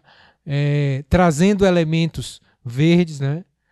Eu poderia construir aqui pergolados, trazer uma cobertura verde, né? Isso ia criar uma ambientação climática, um microclima que fosse mais agradável e confortável, né, para que eu utilizasse. Eu gosto muito de lembrar, eu não sei se eu coloquei, acho que eu coloquei mais na frente, então eu vou passar, mais na frente eu falo disso. Próximo. Aqui são besteirinhas que fazem toda a diferença para uma cidade como Salvador, que é uma cidade com muitas ladeiras, né, com muitas escadarias, com o metrô que tem muitas escadarias, né, eu poderia ter esses espaços, agora, a calha, obrigado, essas calhas, né, eu poderia ter isso para, inclusive, nas comunidades de Salvador, nas escadarias, eu ter essas calhas para que as pessoas pudessem levar suas bicicletas até suas casas, descer. Um carrinho de mão também poderia se usufruir disso aqui. Tá? Então, são pequenas intervenções urbanas que garantiriam, né, uma facilidade para quem faz uso da mobilidade ativa. O próximo, por favor. Aqui a integração modal, né? Eu poder colocar a bicicleta dentro do metrô, do trem e viajar com ela, né? É outra forma da gente ampliar esse uso da cidade, né? Integrando mobilidade ativa e o transporte coletivo. São fundamentais para que a gente promova, né? A mobilidade, que não seja a mobilidade individual e motorizada. O próximo, por favor. E a bicicleta ela é reconhecida pela ONU como das formas mais eficazes de percorrer distâncias de até 7 km. Tá? Eu diria que é mais do que 7 km, dá para a gente fazer mais. Tá? Mas ela é fundamental para que a gente consiga alcançar uns dos diversos objetivos do desenvolvimento sustentável, aquilo que o nosso planeta, a nossa sociedade humana no planeta Terra deveria estar buscando agora, né? E a bicicleta ela é um dos elementos chave nesse sentido. Tá? 7 quilômetros é a distância média das viagens em cidades a partir de 60 mil habitantes. Tá? Tem muitas cidades no Brasil, você vai conseguir, né, ir de uma ponta a outra percorrendo somente 8 quilômetros. Muitas cidades brasileiras. Tá? Então, a bicicleta é um elemento muito importante aí nesse contexto. A gente sabe que em cidades mais espraiadas, como Salvador e tantas outras, né, a escala muda um pouco, mas cada vez que você traz uma pessoa para realizar, nem que seja uma viagem por semana de bicicleta, você tem uma mudança grande. O próximo, por favor. Quais são os benefícios, então? Saúde, expectativa de vida ampliada, diminuição de doenças cardiovasculares, bem-estar psicológico. Né? Existem estudos provando que a bicicleta tem benefícios para questões neurológicas. Os autistas, pessoas com Parkinson, Alzheimer, epilépticas, né? Mas o John, aquele professor lá da UFRN sobre epilepsia, né? Então, tem estudos provando isso, né? Que a bicicleta ela consegue mexer com questões neurais, né? Que são afetadas por esses tipos de enfermidades. Mobilidade em geral, né? Nas vias do ciclista ele consome menos espaço público, né? Então o trânsito vai ficar mais livre para outros veículos como transporte coletivo, as ambulâncias, o policiamento, a administração pública ou pessoas que precisam de um carro porque têm mobilidade reduzida. Tá? Isso vai diminuir engarrafamento, a bicicleta ela consegue ser, né, mais rápida em determinados percursos e ela é mais confiável. Quando a gente sobe numa bicicleta, a gente sabe que horas a gente vai sair, que horas a gente vai chegar. Num carro a gente pode garantir isso hoje? Não. Né? Então, o carro, a gente entra no carro, mas a gente não sabe que a gente vai chegar, porque a gente não sabe se vai encontrar um engarrafamento ali na frente. A bicicleta tem essa vantagem. Próximo. Então, ambientais, né? Não emissão de poluentes, combustíveis fósseis, redução do material particulado que é liberado. Sociais, né? A bicicleta é um vetor que de valorização do acesso aos espaços públicos e urbanos, das relações sociais, de trabalho e de lazer. Isso tudo tem impactos, né, para tornar as cidades mais saudáveis. O próximo, por favor. Econômicos. Né? Segundo o estudo, né, do LabMob da UFRJ, numa família classe média alta, com 4 pessoas em que uma delas utilize de forma mais massiva e prioritária a bicicleta, eu tenho uma economia anual de R$10.000. Tá? Versus, né, hoje, um custo anual, né, de você ter um carro, né, em casa particular, todos os custos envolvidos, né, com todas as taxas, manutenções, lavagens, estacionamentos, combustível, você tem uma taxa aí de R$12.000. Então, essa aí é uma questão econômica que tem um impacto. Né? No coletivo, a bicicleta tem um potencial de gerar muitos postos de trabalho.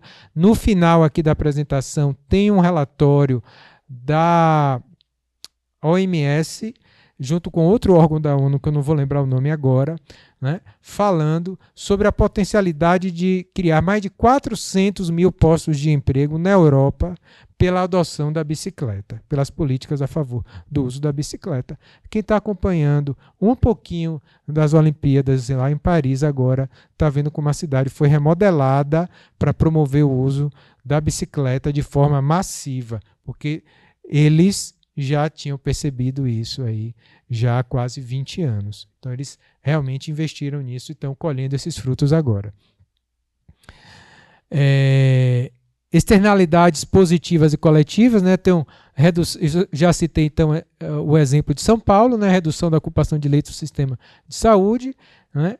Eu gero mais saúde individual, eu começo a desonerar o sistema público de saúde, porque se eu tenho pessoas mais saudáveis, eu terei, né, menos visitas aos postos de saúde, independente da complexidade do atendimento. Ambientais, então, redução da poluição sonora, visual e do ar, né, e eu amplio a sensação de segurança no espaço público. Esse é um aspecto coletivo gigantesco. A mobilidade, ela anda, na minha opinião, de mãos dadas com a segurança pública. Se eu tenho uma melhor mobilidade na cidade coletiva, eu aumento a segurança pública, tá? E vice-versa. Se eu tenho mais segurança pública, eu aumento a mobilidade coletiva, individual, não motorizada. Mas se essas coisas não andam juntas, as duas caem juntas, tá? Então, essa ideia da gente ter ruas mais densas, com mais olhos, esse é o conceito da Jane Jacobs, né? Uma escritora americana, tá? Que tem um best-seller, Morte e Vida das Grandes Cidades, eu acho o nome. Então ela traz essa ideia de olhos das ruas. Então, quantos mais olhos as ruas têm, maior vai ser a sensação de segurança para estar nas ruas, seja caminhando, seja pedalando, né? Como Érica já trouxe aqui, a questão das fachadas ativas, isso passa pela regulamentação urbanística da cidade, do que a gente pode construir. Então, você tem cidades hoje no Brasil em que, por exemplo, muros são proibidos, você pode ter grades, mas muros não. Isso já é uma outra ambiência do que, por exemplo, aqui em Salvador, onde você tem muros cada vez mais altos. Se você vai para um local como Boa Viagem, em Recife, você tem condomínios com muros de 4, 5 metros de altura. As suas ruas estarão cegas, você não tem mais o contato visual com a rua. E aquele ambiente vai ficar mais desértico e a sensação de perigo vai aumentar e você não vai querer mais frequentar aquele lugar, né? Então, a regulamentação urbanística é fundamental nesse processo. O próximo, por favor. Então, a bicicleta e os modos pedestres são vetores fundamentais a serem promovidos como iniciativas sociais e afirmativas para a maior parte da população. Podem garantir a esta parcela meios de desenvolver suas atividades cotidianas de forma mais barata, saudável e limpa.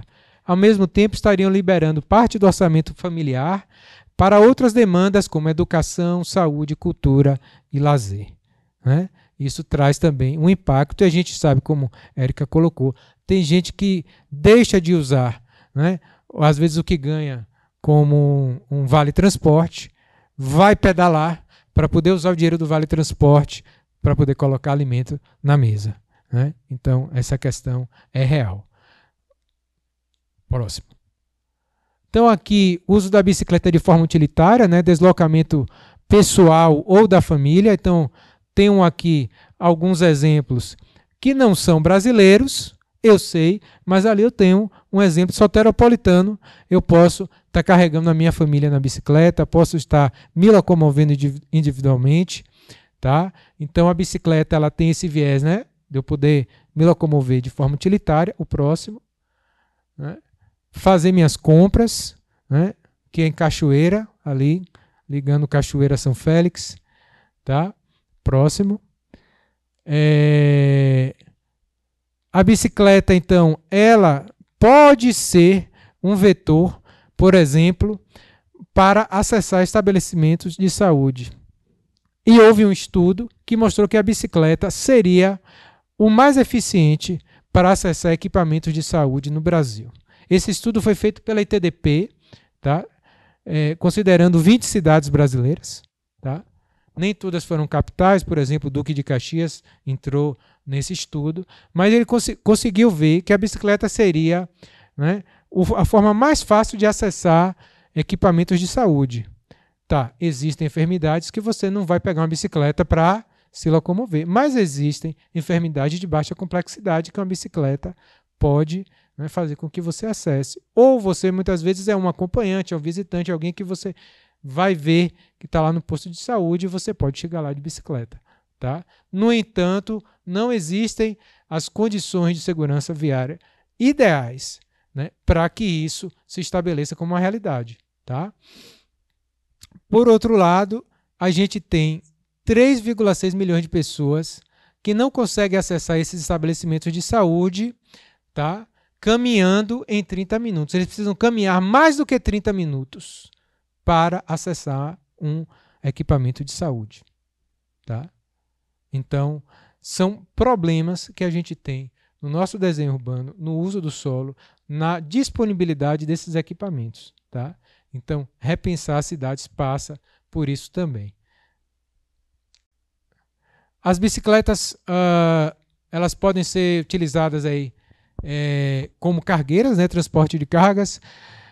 Esse aqui sou eu, chegando em casa, tá precisando fazer umas prateleiras em casa. Eu mesmo me surpreendi que eu consegui fazer isso, mas ela pode passar o próximo. Né? As bicicletas podem ser utilizadas para transportar vários tipos de cargas. Existem vários tipos de bicicletas cargueiras. Algumas delas possuem uma propulsão elétrica acessória, né, que auxiliam, né, você carregar. Isso aqui é no Rio de Janeiro. Esse tipo de bicicleta lá no Rio de Janeiro é extremamente comum. Tá? Pode passar o próximo. Algumas, né? Esse estudo aqui é de 2011, foi feito por essa ONG do Rio de Janeiro, Transporte Ativo, junto com a ITDP.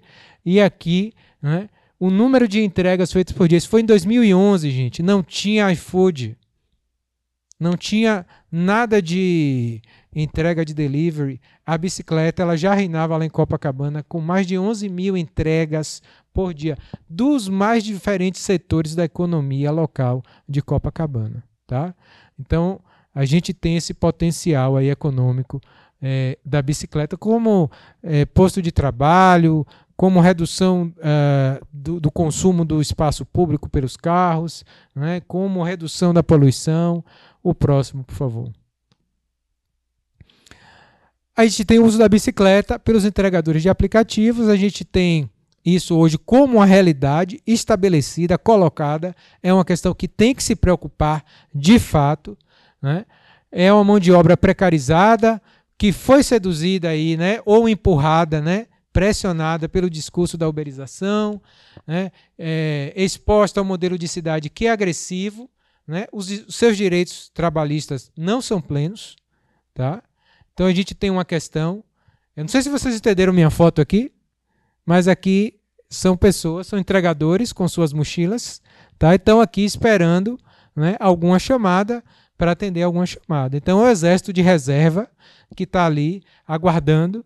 Tá? E isso se colocou, é um problema que a gente tem hoje, numa escala que eu diria que é mundial, não é um problema exclusivo do Brasil, mas que a bicicleta se apresenta como parte dessa questão. Né? A bicicleta é bastante utilizada para esse tipo de entrega. Ótimo que seja uma bicicleta, mas a gente tem que se preocupar com o ser humano que está ali trabalhando. O próximo. Né? Pode ser utilizada também como lazer e esporte. Tá? Então aqui a gente tem um exemplo de uma ciclovia segregada, tá? E a gente pode utilizar a bicicleta para fazer exercícios. Eu já vi muita gente mudar sua vida a partir do uso da bicicleta. E aí ficar realmente emagrecer, ganhar saúde, mudar tudo na sua vida, ir trabalhar com bicicleta, largar seu emprego para... Então, o lazer e o esporte também são portas de entrada aí saudáveis, né, para a gente pensar mobilidade ativa por bicicleta. Então, o diagnóstico é o que a gente tem, políticas públicas. a gente tem, na realidade, um desenho urbano que favorece o veículo individual motorizado, com suas altas velocidades, em detrimento da mobilidade ativa. É isso que a gente vê. Né? A gente chega aqui no Cabo, a gente vê isso, a gente chega na Paralela, a gente vê isso. A gente vai para a região do Iguatemi, a gente vê isso espalhado pela cidade. Tá? É essa valorização desse espaço público. É uma política pública. Assim como é uma política pública, e não foi exclusividade do Brasil, quando lá atrás, por exemplo, vamos tirar o IPI do carro. Isso é uma política pública de valorização do veículo individual motorizado. Aconteceu só no Brasil? Não. Alguns países também adotaram essa mesma política, mas era uma política de indução. Tá? Então eu tenho um maior gasto com infraestrutura também voltada ao transporte individual motorizado. Vou mostrar isso agora num gráfico. Pode passar, por favor? Ainda não é esse, mas esse me serve. Né? Eu gosto muito dessa imagem aqui, porque aqui eu faço a pergunta: quem é que paga a conta e quem é que leva vantagem? Tá? Isso aqui é um pessoal do Canadá, e eles fizeram esse gráfico mostrando, né, quanto a sociedade paga e quanto você paga para que uma determinada pessoa utilize um determinado modo de transporte. Então, se eu sou um pedestre e eu pago, digamos, $1, né, para ser um pedestre, a sociedade paga ali 1 centavo. Se eu vou de bike e pago $1 para isso, a sociedade paga ali uns 8 centavos. Se eu pago $1 para pegar um ônibus, a sociedade contribui também. Pouquinho, mas contribui. Mas se eu pago $1 para entrar no carro, a sociedade contribui bastante. Bastante. Tá? Então, quando a gente pensa que está subindo viaduto na cidade e a gente está dentro de um ônibus, a gente não tem carro, é porque os impostos que nós pagamos como usuário do transporte público ou como pedestre ou como usuário da bicicleta estão servindo também para favorecer quem está dentro de um carro. Certo? Então, quem paga e quem leva vantagem nessa divisão do orçamento público é aquele que está dentro de um transporte individual motorizado. É assim que acontece. Né? Porque e o IPVA não chega perto, nem no cheiro, né, de bancar toda a infraestrutura rodoviarista que a gente tem hoje nas cidades. Né? Essa é uma verdade que incomoda. Tá? E eu não vou aqui me colocar fora dessa verdade, porque eu também utilizo o carro como um veículo individual motorizado. Tá? Mas não é o meu principal meio de transporte. Tá? Principalmente porque a ocupação média de um carro é de 1,3 pessoas. Então a ocupação média de um carro no Brasil é baixíssima. Tá? Então é uma verdade que existe, ela é chata, a gente tem que repensar a sociedade para ver como é que a gente, né, vai ter alguma sustentabilidade daqui para frente. Né? Porque da forma que a gente chegou, o caos que a gente já se encontra, pode passar, por favor, já está bem difícil. Então aqui, o estudo da ANTP de 2012, ela mostra que os custos pessoais e públicos entre modos coletivos e individuais, né, em cidades com mais de 60 mil habitantes. Transporte coletivo, transporte individual. Né? Para a gente ver como as coisas são direcionadas aí nesse processo. Né? O custo público, o custo pessoal. E, de fato, né, você ter um transporte individual motorizado tem um custo altíssimo, individualmente falando, quando a gente coloca todos os custos envolvidos. Né? Mas a gente pode ver que o custo público, né, para o transporte individual, ele é bem mais significativo do que para o transporte coletivo. Pode passar, por favor. Fica às vezes uma coisa, né? Não, mas como é que eu estou gastando tanto dinheiro com transporte individual motorizado? É só a gente pegar os viadutos, pegar o número de recapeamentos que a gente vê na cidade, tudo. né? Como é que a gente repensa esse modelo de cidade, né? Isso aí era uma reflexão que a gente quer trazer com esse módulo de hoje, né? Aqui é uma forma que o pessoal encontrou de mostrar como o espaço público ele é consumido pelos diferentes modos de transporte, né? Se eu estiver de bicicleta, com 60 pessoas, se eu estiver de transporte coletivo, com 60 pessoas, e se eu estiver, né, com o carro, um veículo individual motorizado com 60 pessoas. Então, de que forma a gente vai consumindo o espaço público nesse processo? Que a gente vai ocupando o espaço público nesse processo. Então, a gente demanda muito mais espaço público para o veículo individual motorizado. E quanto mais veloz for, mais consumo eu tenho, porque eu preciso garantir distâncias de segurança entre os veículos. Então, mais velocidade é mais espaço público sendo consumido. O próximo, por favor. Então, a cidade hostil, né, é como o pedestre, eu gosto muito dessa imagem, é como o pedestre pode se sentir, né, nessa cidade hostil, né, quando ele se encontra aí à beira das pistas de carro. Próximo, por favor. Né?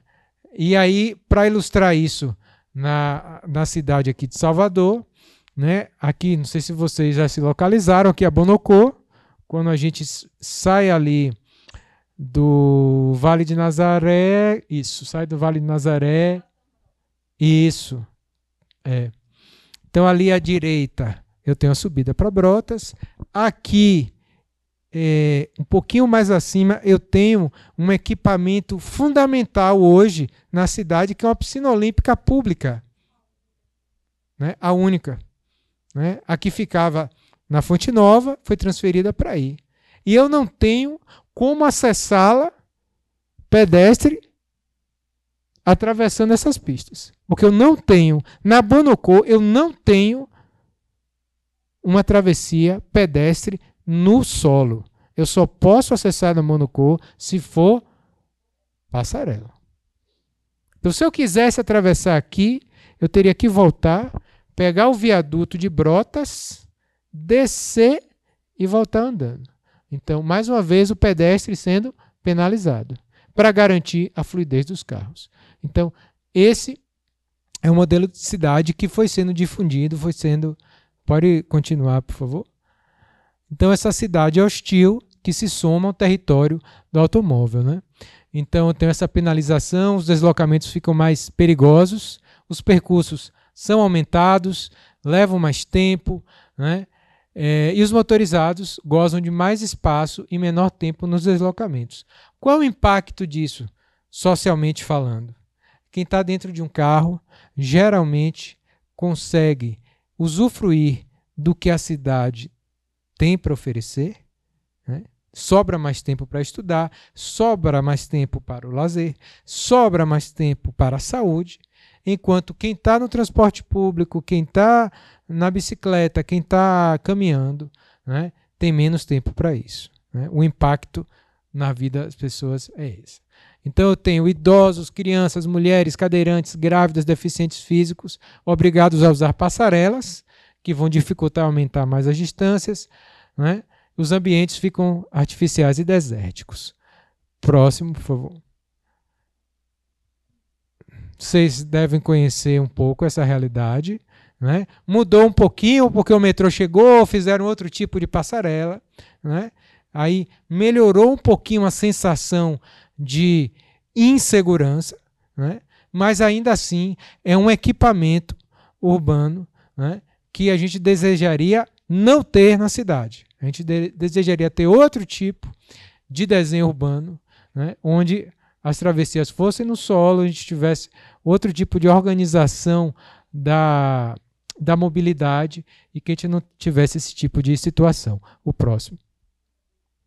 Obrigado.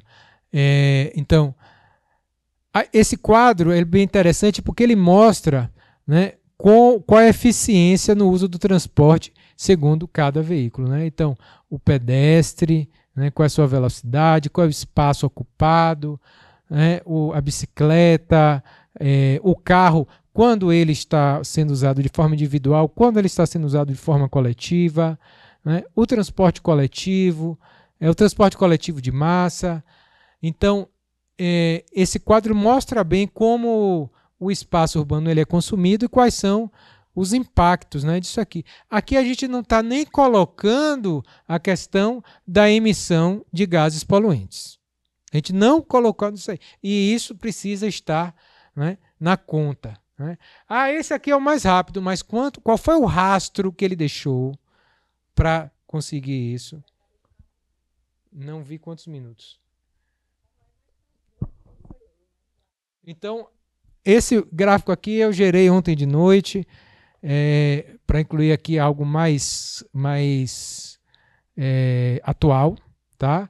Isso aqui é o gráfico, é um mapa de Salvador com todas as vias com velocidades máximas de 60, 70 ou 80 km por hora. Tá? Então, a gente vê que Salvador ela é, né, toda cortada por vias que não estão compatíveis com aquilo que a OPAS e a Organização Mundial de Saúde, tá, recomenda como uma velocidade compatível com a vida. Né? Então, essa aqui é a realidade de Salvador. Mas e nos outros países? América do Sul. Somente Brasil, e se não me engano, Colômbia tem a permissão de, dentro do perímetro urbano, acima de 60 km por hora. Tá? Somente Brasil e Colômbia. O resto da América Latina, da América do Sul, tá, limita em 60 km por hora a velocidade máxima nas cidades. Próximo. Então, isso aqui é uma pesquisa sobre o Brasil que pedala. E aqui a gente tem um pouco, né, do que o pessoal que foi pesquisado, né, em diversas cidades brasileiras. Tá? Essa aqui não é a mais recente, mas não mudou muito de lá para cá. Né? Motivação para usar a bicicleta, né? Rapidez, praticidade, custo, problemas do dia a dia, educação no trânsito e falta de infraestrutura cicloviária, motivação para continuar pedalando, rapidez, praticidade, saúde, motivação para pedalar mais, infraestrutura cicloviária. Se eu tivesse mais infraestrutura, eu pedalaria mais. Pode ir. E aí, algumas reflexões que eu trago, né, de que forma a gente vai garantir, né, que essas tecnologias de mobilidade sejam socialmente assimiladas, principalmente considerando o contexto da região metropolitana de Salvador e da Bahia, que tem populações mais pobres, né, em relação ao Brasil. Né? Se a gente pensar que em plena crise energética que nós estamos vivendo, a gente usa veículos de quase 1 tonelada para transportar 70 quilos em média para percursos que variam entre 5 e 7 quilômetros. Né? E que a maior parte dessa energia vai servir para locomover o próprio veículo. O próximo, por favor. E aí, pensar na diversidade das dinâmicas e dimensões da cidade, né? Crianças e idosos, como a Érica bem colocou. Nesse momento, né, nós estamos temporariamente habilitados na plenitude de caminhar, de subir e descer escadas, nesse momento. Né? Mas, né, à medida que o tempo passa, a gente vai perdendo essas habilidades. Ou quando nós somos mais novos, crianças, nós não temos essa destreza. Então, como é que a gente inclui isso, né, no cálculo da mobilidade, no planejamento da mobilidade? A mobilidade, ela não é só diurna, ela é noturna também. Amsterdã, para tratar disso, criou a Prefeitura da Noite. Criou uma prefeitura que cuidava somente da noite de Amsterdã, porque Amsterdã olhou que a noite dela era muito economicamente ativa e ela precisava ter uma atenção especial para isso. Né? Se a gente pensar que Salvador, né, tida como essa cidade turística, né, eu não gosto muito de trazer isso, mas, né, tem todo o seu apelo turístico. Né? Como é que a gente pensa essa cidade turística? Né, que também encontra na noite um momento, né, de atividades econômicas. Né? questões de gênero e questões de segurança que se colocam, né? Então, pensar na velocidade média das pessoas e não na velocidade máxima dos carros, né? É uma reflexão que a gente precisa fazer. O próximo. Tá? Então, a questão da iluminação, que a gente precisa considerar, né, como um item de segurança fundamental. A questão das coberturas verdes, vocês sabem onde é isso aqui? Em Salvador? Corredor da Vitória, um dos metros quadrados mais caros do Nordeste. É onde a velocidade é reduzida, é onde a iluminação ela está virada tanto para a pista, como também tem uma iluminação virada para a calçada. Olha que legal, né? A gente geralmente vê a iluminação pública virada para o eixo rodoviário, né? As calçadas estão ali recebendo a rebarba da iluminação. Então, lá não é à toa que é um dos metros quadrados mais caros, porque essa área da cidade ela tem cobertura verde, tem ambientação climática, tem um microclima agradável, tá? Tem ciclovia, tem uma calçada minimamente confortável, tá? Então, tudo isso compõe um local, né, que atrai ali, né, um interesse. Próximo. Então a gente tem que pensar numa atualização da cidade para as pessoas, né, com um desenho urbano que englobe aí as diferentes idades, as diferentes faixas etárias, os diferentes usos. O próximo. Aqui é um pedido, né? Nós precisamos de dados para falar de mobilidade e que esses dados sejam abertos. Sem dados, a gente não consegue analisar, criticar e fazer um aprimoramento da cidade onde a gente vive, né? Sem dados, a gente não consegue promover o controle social, tá? Isso aqui é um portal chamado Mobilidados. Eu recomendo muito que vocês visitem Mobilidados. Eu tinha até a pretensão de apresentar ele aqui, usando ele para vocês, a gente fazer buscas. Ele tem uma série de indicadores. Esse indicador aqui é o People Near Bike, tá? Ou seja, ele coloca aqui qual é a quantidade de pessoas que residem num buffer, num raio de 300 metros das infraestruturas cicloviárias. E aí ele faz recortes aqui. Qual é a porcentagem de mulheres negras que vivem, né, nesse buffer, nesses 300 metros. Em Salvador, no caso, 19%. Então, é um ótimo local para a gente coletar dados. Já está acabando. O próximo, por favor. E aqui, terminando, a bicicleta como oportunidade, né? O Sebrae tem uma cartilha que ela elenca, né, a mobilidade ativa como uma série de oportunidades econômicas, de investimento, de atuação, tá? Como eu tinha falado mais cedo, a ONU e a Unesco, né, trazem aí esse estudo mostrando possibilidade de investimento para uma economia mais verde, tá? E eu acho que no próximo a gente já vai acabar. Deixa eu ver se é isso. É isso mesmo. Então aqui vem a Érica finalizar. Leituras e referências. A gente ficou com o tempo apertado, mas acho que era esse recado que a gente queria dar, né? Acho que a gente tem muita potencialidade como modo de mobilidade, modo de transporte, modo de estar na cidade, mas isso passa por uma mudança aí na forma como a gente pensa as cidades, como a gente planeja. Isso não está necessariamente não é um poder que nós aqui consigamos fazer acontecer, mas a gente pode pensar isso e levar isso para outras esferas. As outras páginas são das referências bibliográficas, pode passar. Quero agradecer a todos que estão aqui presentes, aos que também estão acompanhando pelo Zoom, a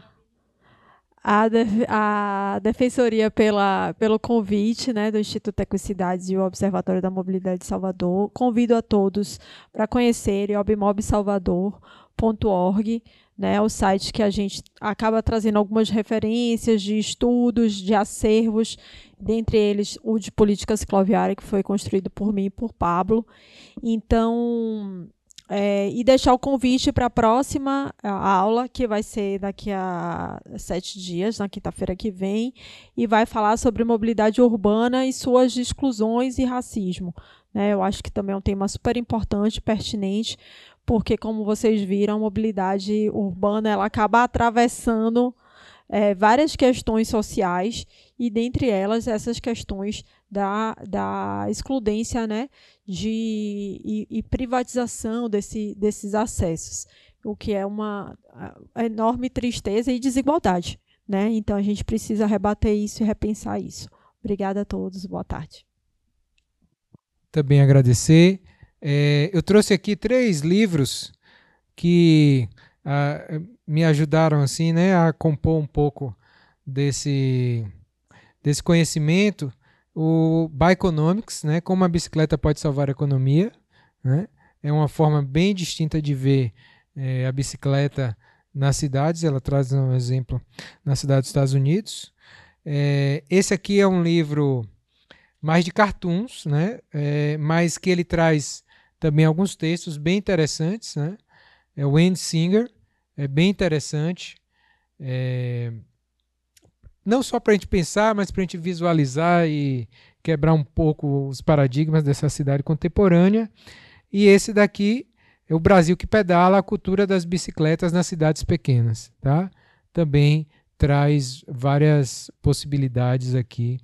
Depois a gente pode fotografar e compartilhar com o pessoal, tá? E agradecer mais uma vez, tá? Tem aqui alguns links bem interessantes com vídeos.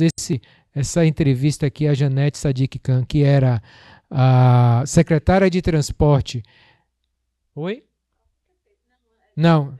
Secretária de transporte de Nova York, e mudou a cara de Nova York, mudando as políticas de mobilidade e de transporte. Bateu de frente mesmo lá, mas ela conseguiu, de fato, transformar Nova York numa cidade mais humana, mudando legislação, mudando uma série de coisas, tá?